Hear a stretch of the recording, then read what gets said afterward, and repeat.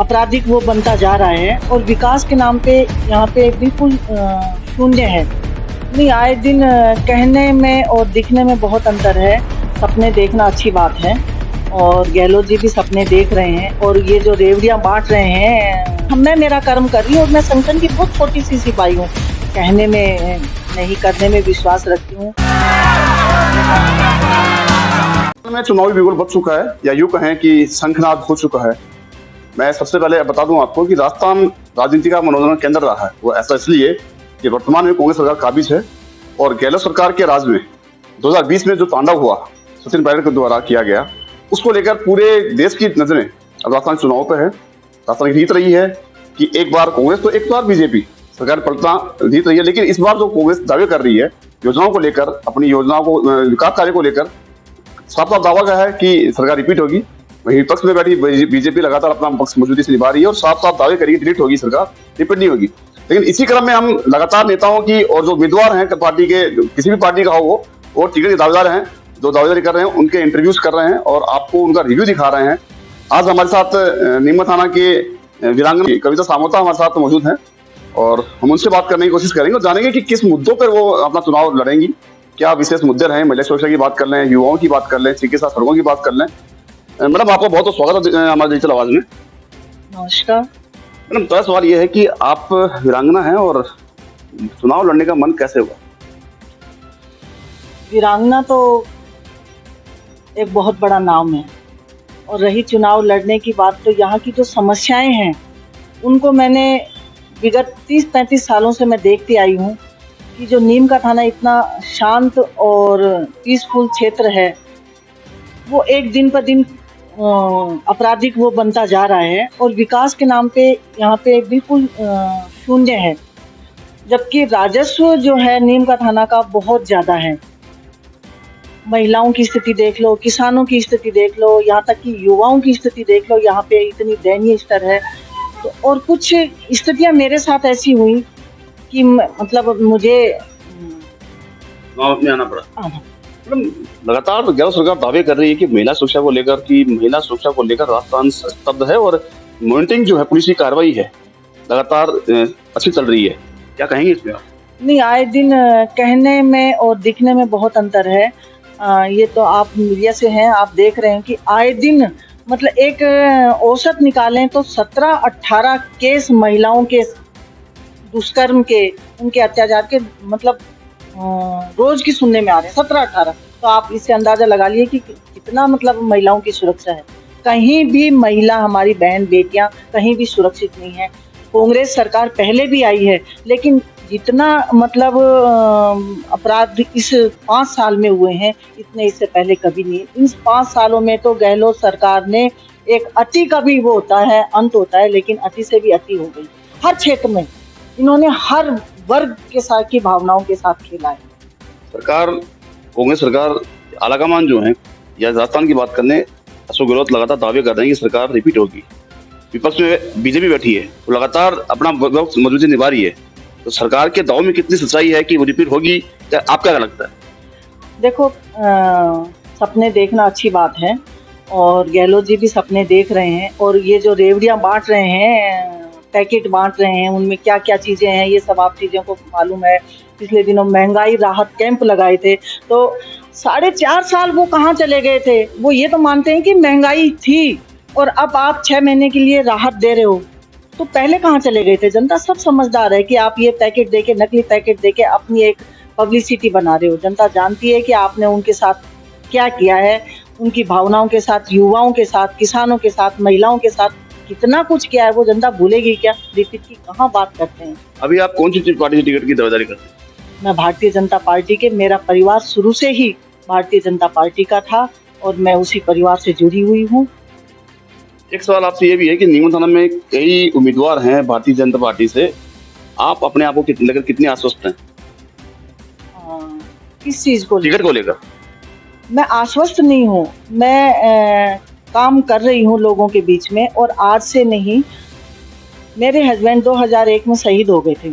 मैंने 94 में मैं शिक्षिका थी, ज्वाइन करी थी और उससे जितना मेरा बन पड़ता था मैं हमेशा बच्चों के लिए कुछ ना कुछ करती रहती थी। और 2001 के बाद में तो मेरी ज़िंदगी की दशा और दिशा और दशा दोनों ही चेंज हो गई। मैंने सोचा कि जब वो अब देश के लिए अपने आप को बलिदान कर सकते हैं, तो क्या मैं, जो मुझे वीरांगना का नाम मिला है, क्या मैं उनके उस नाम को सार्थक करते हुए इस नीम का थाना के लिए, मेरे नीम का थाना के लिए कुछ अच्छा नहीं कर सकती क्या? और इसी विज़न को लेके मैं नीम का थाना के लिए जो मेरे से बन पड़ता है, मैं वो सब करने के लिए तैयार। अस्वस्थ होने की बात तो बात वो नहीं है, मैं मेरा कर्म कर रही हूँ और मैं संगठन की बहुत छोटी सी सिपाही हूँ। अगर संगठन मुझ पे विश्वास जताता है तो मैं संगठन को मेरी तरफ से 100% देने की कोशिश करूंगी। युवाओं को लेकर कितने आप आगे की रणनीति बनाएंगे? चुनाव टिकट मिलता है, क्या मुद्दे रहने वाले हैं चुनाव में? मैं एक सैनिक और किसान परिवार से हूँ। मेरा परिवार, पूरा परिवार सैनिक परिवार है और खेती बाड़ी करता है। दोनों ही परिवारों से मैं जुड़ी हुई हूँ और हर किसान का बेटा जो युवा है परेशान है, एक तनाव में और आपराधिक प्रवृत्ति की तरफ जा रहा है युवा वर्ग। क्यों? क्योंकि 5 साल में जो युवाओं की भावनाओं के साथ खिलवाड़ हुआ है वो आप लोगों से छुपा हुआ नहीं है। पेपर लीक, हर पेपर लीक हुआ है। किसान बेचारा बच्चों को कर्जा लेके तैयारी करवाता है, कोचिंग करवाता है, कहाँ उनको स्कूलों में एडमिशन करवाता है और फिर जब वो तैयारी करके पेपर देता है, पेपर दे के घर तक नहीं पहुंचता, तब उसे पता चलता है कि पेपर आउट हो गया। वो माएँ जो रातों को जाग के बच्चों को कभी चाय पिलाती हैं, कभी उनके बराबर, उनकी बच्चे जितनी देर पढ़ते हैं उनके बराबर उनकी ड्यूटी लगी रहती है, माँओं की, बहनों की, उनके ऊपर क्या बीतती होगी। ये सब जो युवाओं के साथ खिलवाड़ हुआ है, मेरी बहनों के साथ, माताओं के साथ खिलवाड़ हुआ है, किसानों के साथ, मैं तीनों परिवारों से जुड़ी हुई हूँ और तीनों परिवारों के लिए मैं जो कर सकती हूँ अच्छे से अच्छा मेरे इस नीम का थाना के लिए, मैं कहने में नहीं, करने में विश्वास रखती हूँ। मैं ये नहीं कहती मैं ये कर दूंगी, मैं वो कर दूंगी, नहीं। जो मेरे क्षेत्र नीम का थाना के लिए मैं कर सकती हूँ वो मैं हर संभव, हर अच्छे से अच्छा करने की कोशिश करती हूँ। बात नीमका थाना ही कर लें। नीमका थाना में लॉ एंड ऑर्डर बहुत बिगड़ा हुआ है। कल एक घटना सामने आई कि उद्योगपति को और बीजेपी के जिला उपाध्यक्ष को रंगदारी मांगने के एवज में फायरिंग की गई, धमकी दी गई जान से मारने की। तो लॉ एंड ऑर्डर के बारे में लगातार सरकार दावे कर रही है कि हमारे लॉ एंड ऑर्डर प्रदेश में, पूरे प्रदेश में अच्छे हैं। क्या कहेंगे आप? प्रदेश में की बात तो जो है वो तो बहुत आगे की बात है। नीम का थाना जो एक बहुत शांतिपूर्ण क्षेत्र था, धार्मिक भावनाओं से जुड़ा हुआ था, धार्मिक क्षेत्र था, लोग बहुत अपने देव देवताओं में, धार्मिक कर्म कांड में विश्वास रखते थे। वहाँ पे आए दिन गोली, अब आपने कहा कि कल की बात है, जो हमारे बीजेपी के वरिष्ठ नेता और उपाध्यक्ष जी हैं उनको धमकी मिली है, 25 लाख रुपए देने की बात हुई है। तो यही नहीं, उनका तो सामने आ गया है, लेकिन कई के साथ ऐसी है कि दिन दहाड़े लूट पाट, चोरी डकैती, आए दिन की घटनाएं। इतना अशांत हो गया है नीम का थाना कि बहुत ज्यादा, कहीं भी हम ये कहें ना कि राहत की बात है या कहीं पे भी मतलब कानून व्यवस्था की तो धज्जियां उड़ी हुई है। युवा लगातार राजनीति में एंट्री कर रहे हैं और जोश, क्रेज है उनमें। आप एक्सपीरियंस है आपको राजनीति का और घुसी हुई है राजनीति में, युवाओं को क्या संदेश देंगी कि वो जल्दबाजी भी कर रहे हैं जिससे उनको नुकसान उठाना पड़ रहा है? ये बात सही है कि युवा जल्दबाजी कर रहे हैं, तो मैं मेरे भाइयों से, बच्चों से यही कहना चाहूंगी कि किसी भी कोई भी डिसीजन जल्दबाजी में ना लें और बहुत ही सोच समझ के अपना भविष्य, अपनी पढ़ाई, अपने कैरियर की तरफ देखें। राजनीति अच्छा है, मतलब आना चाहिए और राजनीति में अच्छे लोगों की ज़रूरत है, लेकिन सबसे पहले अपनी पढ़ाई और अपना भविष्य की तरफ ध्यान दें। तो एक सवाल आपसे ये भी है कि आप वीरांगना हैं, शहीद की पत्नी का दर्जा दिया हुआ आपको। प्रदेश में या आपके आसपास के क्षेत्र में कई वीरांगनाएं होंगी, कई शहीद होंगे, तो क्या आपने विशेष प्रयास किया जिससे वो प्रोत्साहित हों, हतोत्साहित नहीं हों?